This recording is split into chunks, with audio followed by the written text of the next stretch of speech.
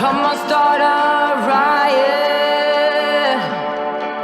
When they love you too much, no, it's fame, fake, or even hate.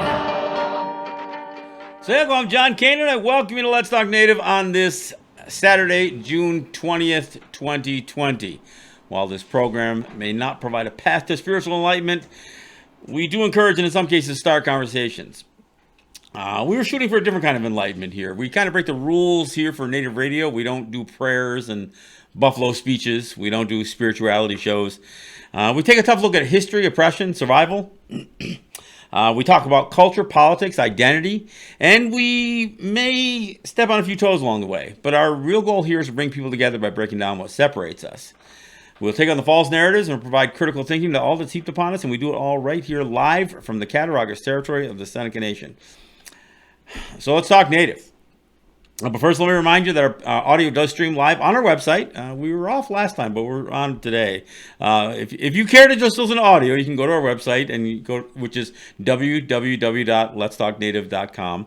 And you'll find a lot more than just an audio stream there, but you will find a live audio stream there.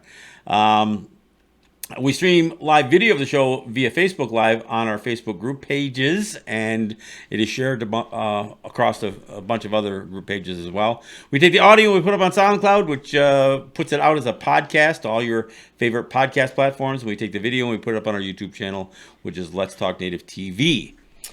So I encourage you to subscribe to our YouTube channel, subscribe to our podcast, and you can catch all of our shows. And on YouTube, you can catch some of our short form videos as well. I'm the show's host and producer. I'm joined here in studio by Jake Proud, who's managing our audio and our video. Let's get into it. Well, yesterday was Juneteenth. It was June 19th, which is the day that is celebrated pretty broadly. I mean, and a lot of states are talking about turning it into at least state holidays. I don't know under this administration or even with Republicans in control of the Senate, if you see any kind of joint resolution of Congress that'll turn it into a national holiday. But it is celebrated in a bunch of states, and New York is making a commitment to make it a state holiday next year, I guess. It is the celebration which started primarily amongst black people to celebrate what they kind of considered the official end of slavery. And what June 19th marks is June 19th of 1865, when Union troops finally pushed far enough south after surrender, the surrender of the South of the Confederate Army, and pushed south enough into the remoter areas of Texas, including Galveston Island, which is very far down below Houston anyway, and told slaves that they were no longer in bondage, that they were free. So and I guess there was an official there was an executive order of some sort that was calling for it on that day. So it's marked in history by the last and it's not even technically the very last, but it goes on record as being one of the last groups of slaves who were told, or enslaved people, I should say. I hate referring to people who were enslaved as slaves. So I do it by mistake sometimes, but I try to catch myself. I was told one time by a listener that I shouldn't refer to those who have been enslaved as slaves. That's not their identity, and I take it to heart and I try to remember. But of course, Native people were still being enslaved in California for several years after that. So it is not entirely the end of slavery, but I want to be clear here. I think it's great to celebrate Juneteenth, and I'm not trying to take anything away from a celebration of the end of slavery. The issues that I have with it is the heroizing Abraham Lincoln, because as many of you know who watch the show, I have some serious issues with Abraham Lincoln, not the least of which was him signing the largest mass execution in the history of the United States, which coincidentally, I don't know if it's really a coincidence, but that execution took place a week before his Emancipation Proclamation. His Emancipation Proclamation was in January of 1863. The execution took place the day after Christmas in 1862. The execution that he signed the order. And there's a lot of apologists out there, Lincoln apologists, who want to say, yeah, but they had sent, the military corps had sentenced 303 people to death, and Lincoln only signed the execution order for 30. He actually signed it for 39, but they only executed 38 on that day. And some people want to suggest that was some sort of compassionate thing. I mean, look, if you're signing an executive order or an execution order, knowing that the whole trial was a scam, a sham, the whole thing, it doesn't matter that you reduced. It doesn't matter that you reduced the number from 300 to 38. If what you did was wrong, I realize that when you charge somebody with murder, you can list all the counts of murder, but one murder is bad. I mean, and I'm not saying that 300 murders executions would have been bad.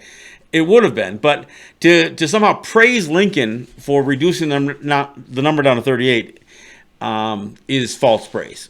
And I heard some people, said, well, he commuted their sentence.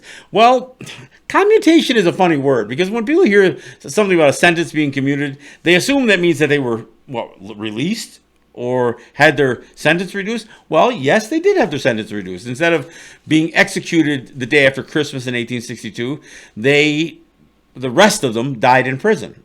And the conditions in prison were such that it probably didn't take that long for most of these folks to die. So they had their execution prolonged by an absolute horrid, again, people talk about Vietnamese prison camps and that kind of stuff. Well, that's what this was. And of course, the irony here is that Lincoln signs the Homestead Act in the beginning of 1862, which opens up all of this land for white settlement against the wishes of Native people, and the Dakota in particular. They took huge portions of land, or parcels of land, away from the sustenance of the Dakota people. And the payments, which were supposed to not only be provisions, but money, some of it never came. And the delay in payments, of course, there was a civil war going on at the same time, right? There's it's a low priority. I mean, expanding white settlement is a priority, but paying for it was a lower priority. So almost naturally or obviously, Native people raided the settlements, and that's what they were charged with, and that's why over 300 were charged in this military tribunal with very, very scant evidence, and it was like over 300 people charged, and the trials took a week or so. I mean, they just railroaded them through, and the evidence was sketchy at best. It would be, some people who were just giving hearsay, and they said that about who was involved and that kind of thing. I mean, it was pretty terrible, and everybody knew it. So Lincoln signs that execution order, largest mass execution in the history of the United States. And that execution takes place the day after Christmas. All the fine people of Mankato, Minnesota came out, and there were hundreds of people that came out. I mean, and it's not really pleasant in Minnesota in December. I mean, I don't know. The lithographs, the sketches of the thing make it sound like it was almost like just a pleasant autumn day. I don't know about, December 26th in Minnesota, Mankato, Minnesota, it had to be pretty miserable. In fact, when they reenact they take a bunch of these guys do the Dakota 38 run or ride. They ride horses the entire way that these Native people were marched, I guess, for this trial and ultimate execution. And the weather's unbearable. But so anyway, the good people of Mankato, Minnesota, come out for a part of their Christmas celebration was open gifts and have dinner on Christmas Day, and the next day they didn't have football games, so I guess they could go for their entertainment. They could go watch a mass execution in their town square. Well, that's what happened. A week later, Lincoln stands up in Washington, making his Emancipation Proclamation, which that too isn't all that it seems. It's mostly geared towards trying to get the Southern slaves to revolt, or the enslaved to revolt, because it doesn't actually end slavery in all states, just in the states that have seceded. So it's not quite what people make it out to be. And I know, look, a few years back, they took the original signed Emancipation Proclamation out of the archives, and they put it under glass and they put it on display. And there were black people, lined up for blocks in Washington to lay their eyes on this document. And because it's, look, I'm not saying that it's not a significant part of history, but to praise Abraham Lincoln is still something that I have some significant trouble with. So again, this is not to take anything away from Juneteenth. Juneteenth is, and the way it has been turned into such a significant part of black culture, is it's really noteworthy. I mean, and it is significant. It should be noted that the date that is commemorated, the June 19th, 1865, was actually 5 months, or a couple of months, I'm sorry, after Lincoln's assassination. So Lincoln wasn't even alive on the day that they're actually celebrating, which, I mean, is neither here nor there. It's just a matter of fact, I guess. It's also interesting that in 1865, you come around to November, and in November, 2 more of the Dakota would be executed on even slimmer evidence. And this is Medicine Bottle and Little Six. These are two chiefs, Dakota chiefs that had fled, and they'd gone to Canada, and then some Canadian guy who pretended to be their friend and actually drugged them. It's kind of it's an intriguing story, but invited them to drink some booze, and then spiked their booze. Talk about roofies, right? Spiked their booze so they could be taken into custody and extradited, if that was even a word back then. I don't know. Extradited back to the United States to be hanged at Fort Snelling, I guess it was. So that's the 1865. That's that whole era, and of course everybody knows that the emancipation, or in the ending of slavery, certainly didn't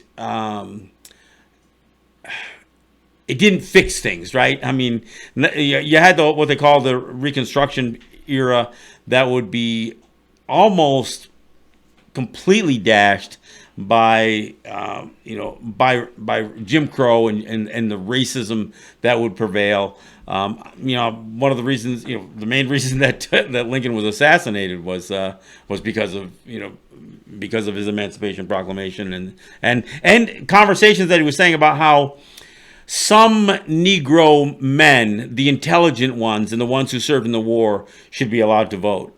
I mean, he wasn't for a second suggesting that all black men should be able to vote, and certainly not even suggesting that black women should vote. There's some evidence that suggests that John Wilkes Booth said that would be the last speech that Lincoln would ever give, when he talked about letting some black people vote. So clearly they weren't becoming full citizens. I mean, and of course I don't know to this day if, by judging by treatment, that anything other than white people are considered full citizens of the United States. And I'm not asking to be. I'm just saying. So, I mean, the history that would occur in at the turn of the century, between the 19th and the 20th century, the amount of massacres that would occur, even as the so-called Indian, the native massacres were ending, the massacres against black people would continue. And I don't want to say culminating, but one of the more historic massacres that occurred was in Tulsa, Greenwood, otherwise known as the Black Wall Street. And, it's sometimes hard to fully capture how ignorant Donald Trump is. But Donald Trump, he's doing a rally tonight, and hopefully it's probably over by now. And I'm not even get into what occurred today with him. But he originally wanted to do this rally in Tulsa on yesterday, on Juneteenth, completely ignoring the history that still very few people are fully aware of the Tulsa riots, or any of the riots, the Memphis riots, the New York riots, the Chicago riots. I mean, these were every major city had backlash. Even even in the North. I mean, let's not pretend that the racism only existed in the South. Even in the North, where black people were being basically murdered at the hands of white people with no prosecution. The Tulsa riot, and that, I don't even know why they call it a riot. It was just a mass murder that had a whole lot of people participating in it.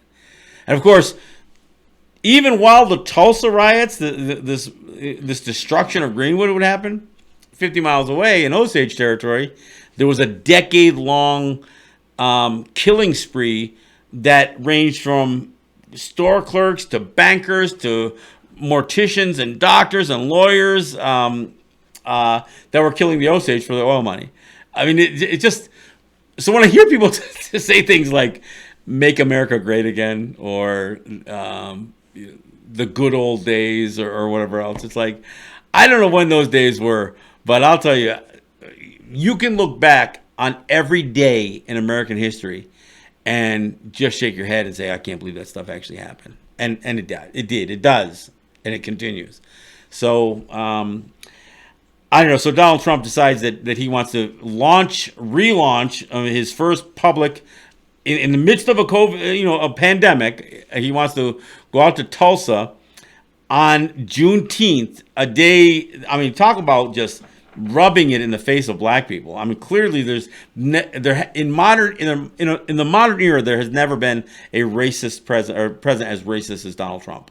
And the ridiculous things that he says, the asinine things that he says. I mean, there's never been a president in the modern era as racist as Donald Trump. Or maybe they're all. I mean, I guess they're all somewhat racist, right? But so flamboyantly public about his racism. Let's put it that way. I mean, so it would make sense that he would pick Tulsa to try to do this thing. Now, keep in mind that Oklahoma has had a significant uptick in its number of COVID cases. In fact, 6 of Trump's campaign staff aides tested positive. So this is going to be interesting to see what comes out of putting. I don't know if it's.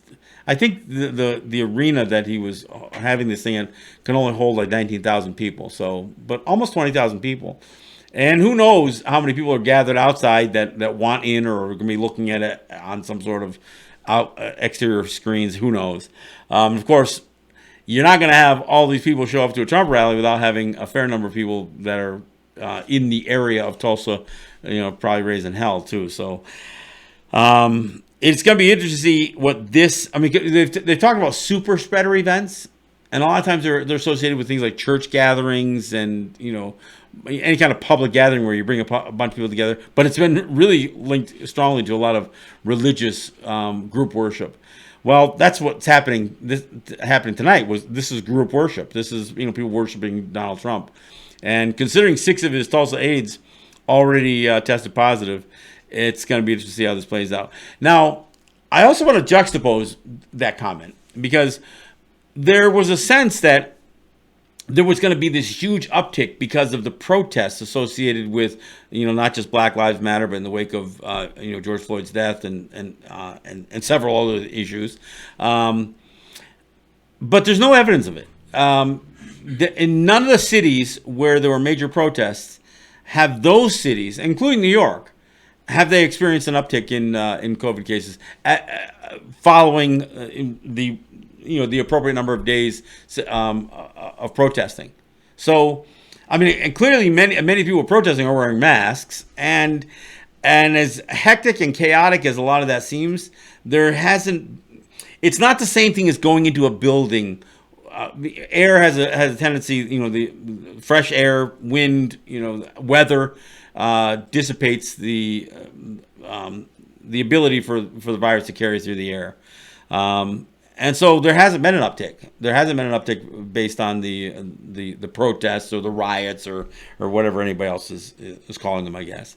But it's going to be interesting to see how this is going. Now, on the COVID note, California passed New Jersey for the number 2 in the number of states. Of course, New York is still head and shoulders above everybody else.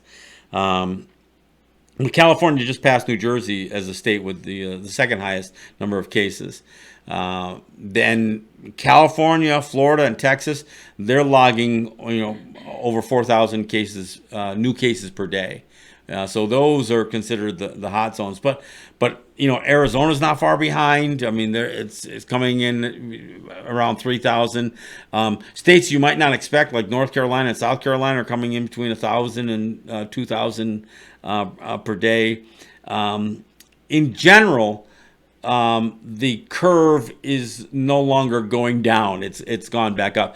Now, this is for a number of cases. The death rate seems to be lowering. And this probably has to do with the fact that the initial tests were only testing people who were very sick. Now, more and more people who are relatively symptom-free or being tested for other reasons are being tested, and they're either asymptomatic or mildly symptomatic. So it isn't leading to the death based on those numbers. So, and of course, you can't escape the fact that a large number of the deaths associated with COVID-19 were nursing home deaths and extended care facilities, which is, to me, absurd.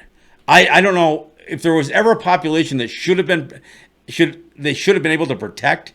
It should have been the people that were in nursing homes, and that's an utter failure on all states, including New York State. All people want to praise. I don't understand the false praise that Andrew Cuomo gets. New York has had more cases and more deaths than most countries. Only 2 other countries have had more deaths, other than the United States, obviously, than New York State. It's absurd praise that Cuomo gets. Now, granted, the numbers are coming down, fairly significantly. Sometimes almost too significantly. I saw today they posted only 15 deaths for the day. I gotta tell you, that's an unbelievable number. Considering New York had was posting again over 800 new cases for the day, and some of their new cases over the last few days are still pretty high. I still find it a little hard to believe that they've got a death. Their numbers are down into teens, but I hope that's true. I hope it's true, but I'm pretty cynical. All right, hey, we're pretty much at the bottom of the hour. I do want to say I apologize for us getting a little bit of a late start. We are still kicking with some new technology that we're getting the bugs out of, but we're still giving you the hour show. But we're going to take a break here at the bottom of the hour. Come back. I got a few other things to bring up. Father's Day tomorrow, summer solstice the day after that. So we'll talk about some other things as well. This is John Kane. This is Let's Talk Native.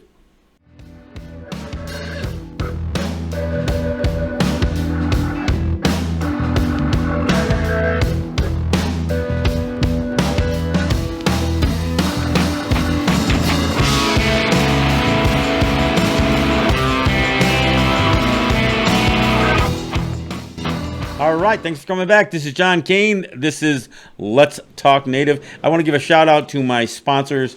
I want to thank Ross and Holly John and the RJE family of businesses, Eric White and ERW Enterprises, the folks at Grand River Enterprises and Native Wholesale Supply, and some of you friends that I have that step up. And I'm not saying the businesses aren't my friends, but I'm individuals who just cut a check or sometimes throw a few dollars in cash in an envelope and put it in the mail. We do appreciate it.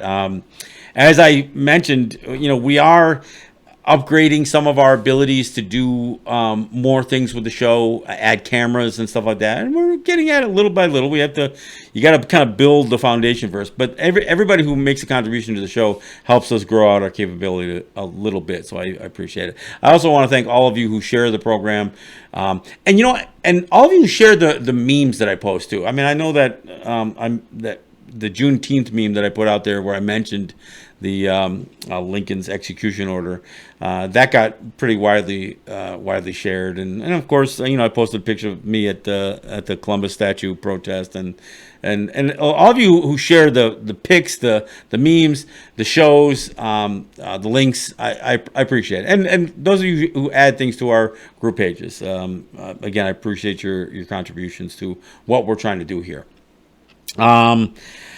The statue issue is kind of really heating up, and it's not just about Columbus. It was, again, I'm very appreciative that not only this movement that was born out of Black Lives Matter and response to unarmed black men and Native people for that matter being killed by police, it almost merged with the effort to take down Confederate statues, all of these Confederate generals, and where the Confederate flag could fly, and so many of these other things. But the other statues that have been getting a lot of attention have been Christopher Columbus, Junipero Serra, who was a guy the Catholic Church just made a saint in their last go around. So watching these statues either be toppled or,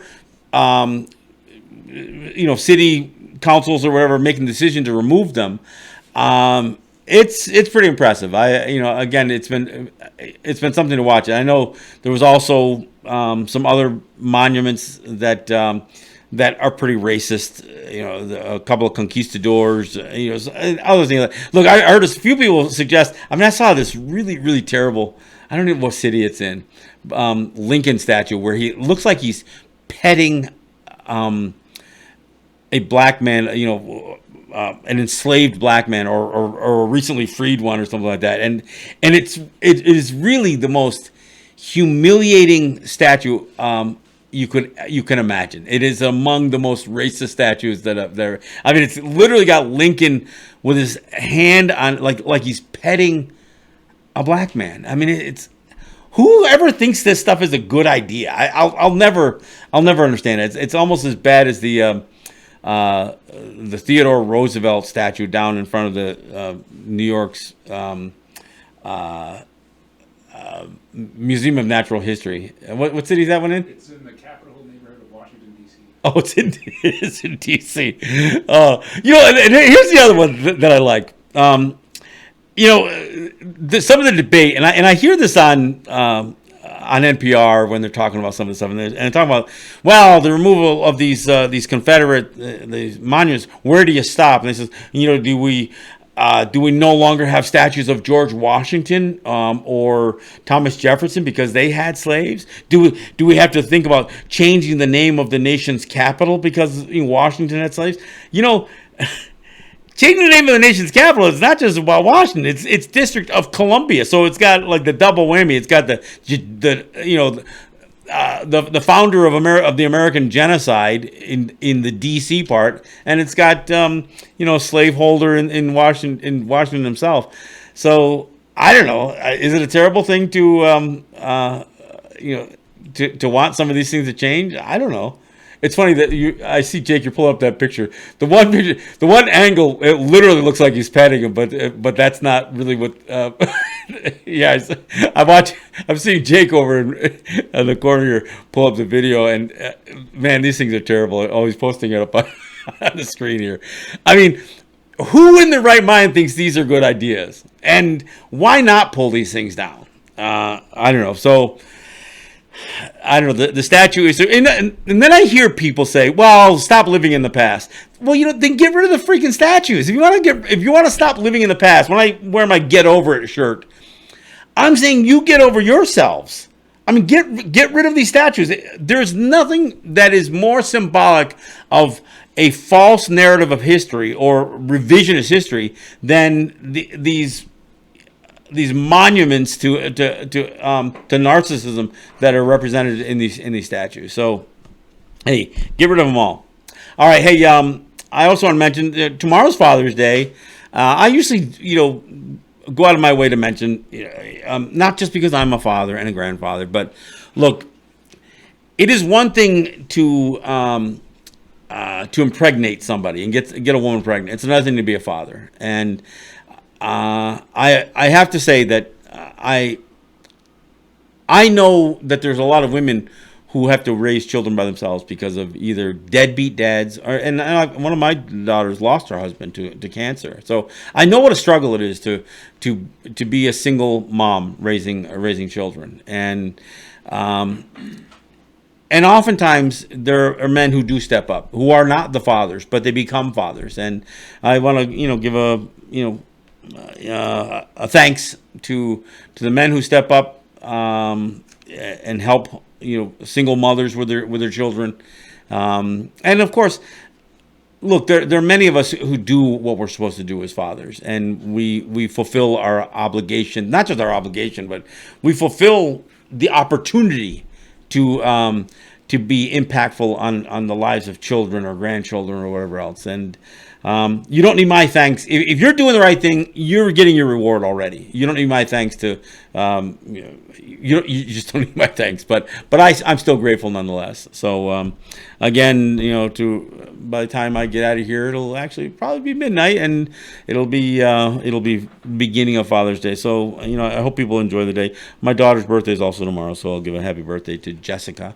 Her birthday's tomorrow, and of course, summer solstice. It is a strange year. 2020 will go in the books as one of the most peculiar years. I mean, everything, impeachment of a president, COVID-19, shutting down an economy, so many things that just show you how weak and how vulnerable not just life is, but the life as you know it, and including in places like the United States, where we're buying stuff and consumption is the order of the day. It's truly a strange year, and to go into a summertime when it is supposed to be, summer. It's almost the season of celebration, right? But and that's going to be problematic. And like I said earlier, the uptick in the number of cases it's already pretty significant, and I don't see it changing. And state after state after state has suggested that even if there is a uptick, they don't plan to shut things down again. Now, and I'm not even saying I don't know what the right answer is. I know early on, part of the right answer was certainly to secure the health and well-being of anybody over 65, which was an utter failure by every state, including New York State. And so going forward, as these numbers start to rise, and they're rising even in New York. I mean, the death toll isn't rising, but the number of cases has been. So it's going to be interesting to see how this summer plays out. I think the idea of being outside is a good thing, but there's still, look, the casinos are opening up. Movie theaters are opening up. All of these places, group worship is going to, is starting to open up. Restaurants are opening up. So all these indoor spaces, which is where aerosol virus, the droplets that we breathe out, carry farther. And and they get carried by heating systems, and you're in closer proximity to other people. You don't have the luxury of fresh air dispersing airborne viruses. So it's going to be really interesting to see how this summer plays out. I know the rates of infection have not dropped nearly as much as what people thought they would, although it does appear as the death rates are dropping. So, but that's here globally. I mean, like Brazil passed the 1 million case mark, and for all those people who are thinking, "Wow, that's awful high," well, the United States is 2.3 million cases, and the United States is bigger than Brazil, but it ain't twice as big as Brazil. And when I say big, I mean population. The United States is 330 million, and Brazil has 212 million. Somebody also mentioned, well, isn't Brazil a lot smaller, though, in terms of geography? No, it's not. It is smaller, but it's not a lot smaller. It's interesting. As an aside, I saw another video that talked about maps. And you ever look at maps and you see, oftentimes the United States seems really large on the maps. Greenland seems really large on the maps. It's because the northern hemisphere is always inflated in a lot of the maps. Even if you look on your phone, you go to MapQuest on your phone, you'll see they've got Alaska looking like it's almost half the size of the United States. And it's not that big. Greenland looks bigger than South America. You can fit 9 Greenlands inside South America. I mean, Greenland's not as big as Brazil. But if you look at some of these maps, I mean, Europe is huge compared to Africa. Everything in the southern hemisphere has been shrunken down, and everything in the northern hemisphere has been inflated. Is that racist? Yeah, it is. I mean, it's what continues to support the stereotypes, right? And who matters and who doesn't matter. And yeah, so it's just interesting. Anyway, take a closer look. And if you look at these maps and you see this, what seems like a massive size of a country, then look and see what the square mileage of a given country is. I think the United States is like 3.7 million square miles, and Brazil is like 3.3. I mean, it's not that much smaller. I mean, my numbers might be a little off, but I'm close here. But it's interesting to see how perception and how so much is embedded in the way we teach, not just children. And of course, kids learn a lot about maps, right? It's one of the things that social studies deals with is geography. But adults are the same way. I mean, we're looking at these maps and we're believing what we're seeing because, look, it's a document. It can't be off. Well, but it is. And I think there's so much. I mean, when we talk about Juneteenth, I mean, there's a lot of people who don't even know what that is or why it is. Well, how is it that we are this far along when there's so much access to information that things like Juneteenth, things like the Tulsa riots, the Tulsa massacre, Mankato, Minnesota, residential schools. There's so much that people just don't know.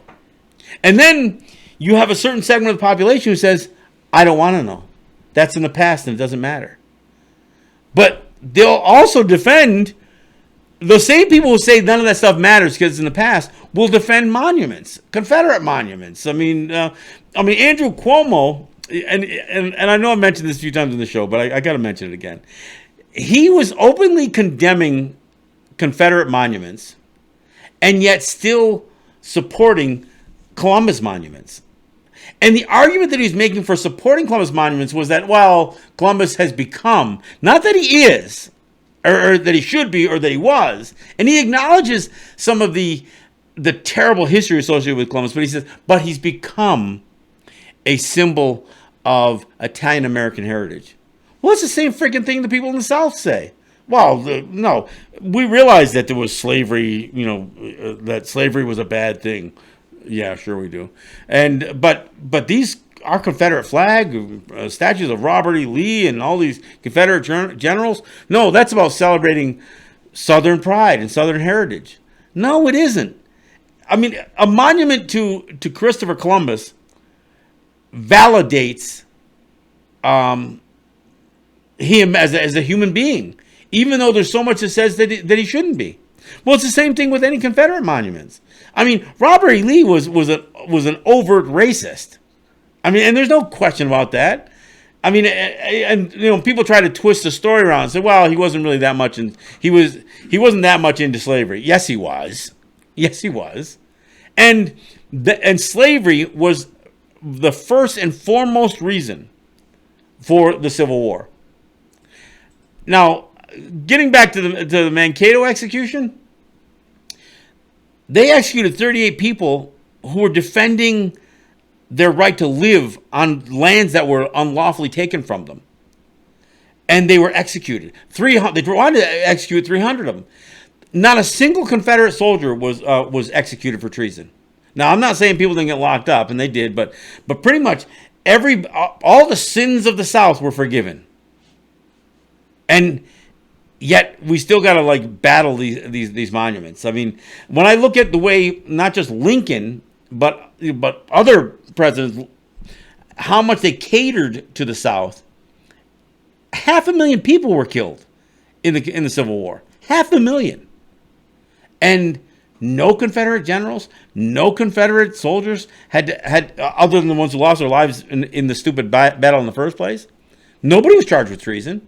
And they all should have been. Every one of those generals that they want to build these monuments to should have been charged with treason. And you know what? As far as Columbus goes, jumping back to that character, some of the things that he did, I mean, the very connection between the Catholic Church and the doctrine of Christian discovery and Christopher Columbus, if the church was worth anything, they would have thrown him out. The church would have excommunicated him, and they would have, taken away his Catholic, card or whatever the hell they do. I don't know, his rosaries, I guess. But again, it's the hypocrisy of it all, and it's on the right, it's on the left. We see it all over. I mean, it's for those of you who might be following it. I don't know if Joe Biden's going to beat Donald Trump in the election. He probably will, because Trump is really a moron, and although there are millions of people that support him, I don't know if it's millions enough. But interestingly, Amy Klobuchar, who is a senator from Minnesota, where all this rioting started from Minnesota, cops killing black people. She was running for president, and she was on the short list as potential for a VP, and she decided to withdraw her name.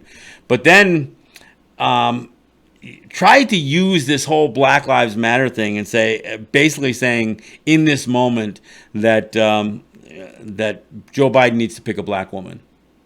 It's like, well, who the freak are you to be saying this? I mean, she is like, she embodies white womanhood and white privilege and all that. And so now she's going to use her white privilege, for this. I'm not even sure that's a good idea. I mean, because of I'm not a big fan of Kamala Harris, Stacey Abrams. I don't know. Some of these people, I think, sold their soul a little bit. And it's not because they're black, but I also don't think somebody should be appointed in that position simply because they're black.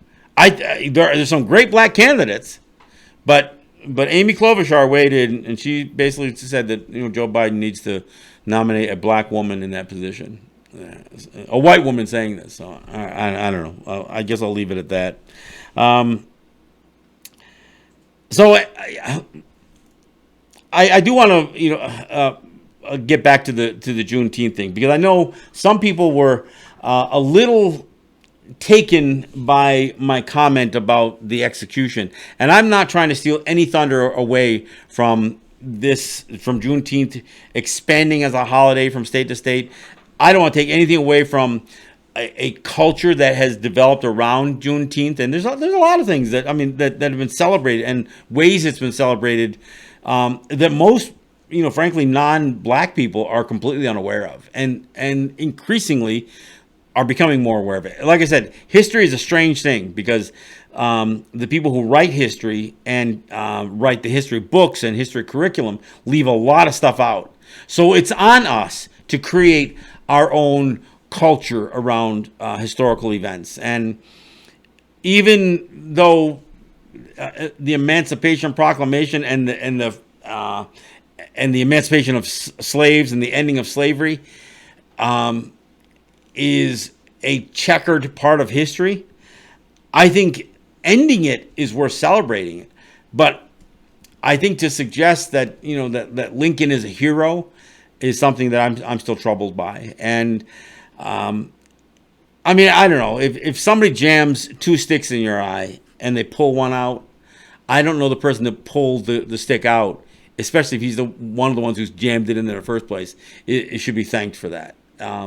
So I'm really somewhat cautious on, or cynical or skeptical, I guess, on heaping praise. And when I think about, again, Jefferson, Washington, Lincoln, I mean, these people and what they've been praised for, and how tainted their histories are.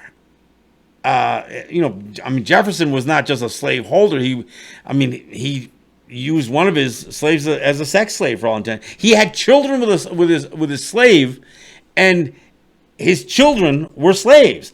They were house Negroes, so they had better jobs than the field Negroes, but they were still slaves. I mean, I think he sent one account I read said he sent one of his slave children to France, I think, to study culinary art, so he could cook better for him. I guess, I don't know. I mean, it's twisted in so many different ways here, and the fact that today we still have a disproportionate number of black people and Native people killed by police, a disproportionate of black people and Native people and brown people in prison. We have a disproportionate of affluence. The income gap is huge. The conditions, the quality of life that most people, non-white people, live is deplorable compared to what white people experience. And again, I'm not saying there aren't white people who struggle. They do. But here's the thing. You're not struggling because you're white. And you can look at across the board, whether you're brown, whether you're Native, whether you're black, you know that the system has been built against you, and that you are starting the race of life significantly handicapped, and there are obstacles every step along the way that are going to keep you from achieving your pursuit of happiness. And it's not to say that we're not happy and that we don't enjoy our lives and that kind of thing, but and again, I don't want to be like white people. So I mean, but the systems. I mean, I saw somebody post. They say black people, black cops are likely to kill an unarmed black man too. I say, yes, and that's where I cite the Dahl test. But I also need to make it clear the systems are loaded with racism, or influenced by. That's why they call it systemic racism. And it's almost redundant to call it that, because racism is a system. Racism is where you have a power base that is that a specific identified race of people, white people, have control over everybody. They look at everybody else as beneath them. And look, you can hear it in any speaking engagement that you ever hear from Donald Trump. You can hear it in his words. You can hear it in Joe Biden's words. You can hear it in Hillary Clinton's words. You can hear it in Andrew Cuomo's words. It is so embedded in being raised as a white person in the household, and of course it's in the media, it's in the schools. It's it's on all the things not only that they teach, but all the things that they don't teach. And what they teach is oftentimes skewed, if not outright wrong. I mean, I mentioned the occasion of teaching about Rosa Parks, and ignoring the fact that she came from an activist family, and suggesting that the only reason she sat at the front of the bus was because she was tired because she worked so hard. I mean, like she was an accidental activist. No, that's not it. I mean, There are people who committed their lives to taking a stand. And sometimes taking a stand is taking a seat. Sometimes taking a stand is taking a knee. And when people try to twist it around why they sat or why they knelt or why they, marched or why they didn't march or, in the case of Muhammad Ali, I mean, to twist it around and to make it into something that it's not is, again, revisionist history. And to all those people who will say, well, we shouldn't even bring this stuff up, it's in the past. Well, I mean, I literally had this one guy say, well, as a Native American, I think bringing up any of this stuff from the past is pointless. Then why did you bring up that you're Native American? If you have no connection to your ancestry, which is in the past, then why even call you? I mean, who are you to call yourself a quote unquote Native American? Which I don't call myself that, by the way. But when I get confronted with somebody on Facebook or on Twitter or anyplace else, and they say, well, I'm a Native person, I think it's wrong to bring this stuff up. Then why are you identifying as a people that have a history that's different than the other history? Then just call yourself a white guy or an American, a U.S. citizen or whatever, a patriot or whatever. Because anybody who identifies themselves as Native people, you have to be, the only reason to identify yourself as a Native person is because it isn't just because you want separation or you want a privilege. It's because you're acknowledging the history that you carry with you. So when I hear somebody say, oh, don't carry that history, don't bring up that history, don't mention Mankato, Minnesota, don't mention residential schools, don't mention the fact that Native people are killed at a higher rate by cop even than black people, don't even mention it. Because that was yesterday. No, it's today, it's tomorrow. And when we talk about things like removing statues, there's a reason. This isn't about burying history. It's about correcting history and telling some truth. I mean, I don't bring up the Mankato, Minnesota thing because I'm trying to steal somebody else's thunder. I bring it up because I think you can't evaluate and look at somebody like Abraham Lincoln as a hero and not acknowledge that this guy, and I'm being kind to just say he had character flaws. This is a guy who was responsible for the deaths of a bunch of people, not the least of which were Native. So as I go through the history, I mean, understanding the history, it actually helps you understand why you have racists in office today. Why Andrew Cuomo, harbors racism. Why Donald Trump harbors racism. All of that stuff in the past is why. Because they can't get past it. And of course, if racism, if there really was, and I've said this before, but if there really was such a thing as white supremacy, you wouldn't need to rig the game to give you benefit. If you were really superior, and if all of us people, black, brown, Native, if we were all inferior to you, you wouldn't have to rig the system to benefit and to have more benefit than the rest of us. The fact that you have to rig the system might suggest that there's some deficiencies on your side. Maybe your bloodline is and I'm not going to go there. I'm not going to do the reverse racism. I'm not saying that we're superior to you, but I'll tell you, living through hardship the way Native people have, the way black people have, yeah, we've got thick skin. But it doesn't mean that we don't get pissed. And it doesn't mean, I mean, this is one of the interesting things about Juneteenth.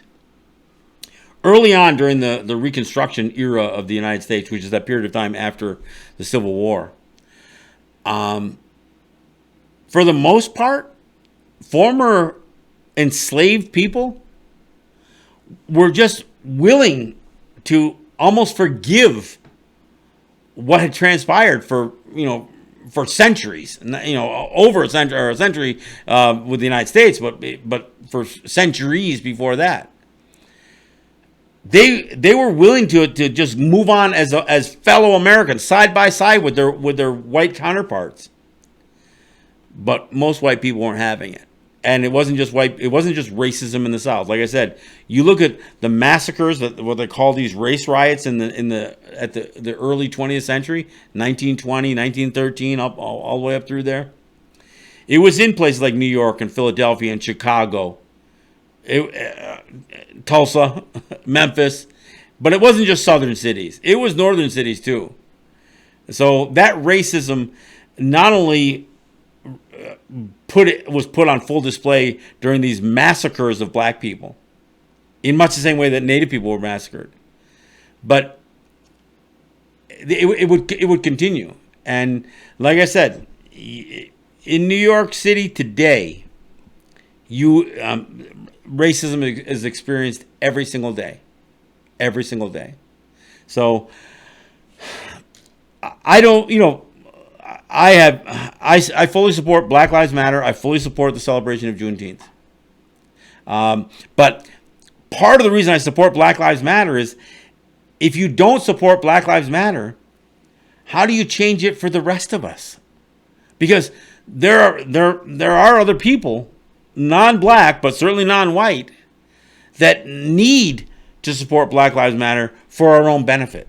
And I don't need to say all Native lives matter. I don't need to say all lives matter. I don't need to say that. Because I don't need to change what Black Lives Matter represents. If we continue that struggle and to push it, because I'm not saying, this isn't about American. This isn't about, citizenship. This isn't about civil rights. It's about human beings, and it's about fairness. Because, there is some distinction. For me, when I talk about fighting the fight as a Native person, it's for a free and independent existence. It's not for equality. I'm not fighting for equality, but I will fight against inequality. I don't want to be equal to a white man. I don't want to be equal to an American. But I also don't want inequality imposed upon me. So, and there is a difference. The other thing, last thing I want to say, debate over what a protest is.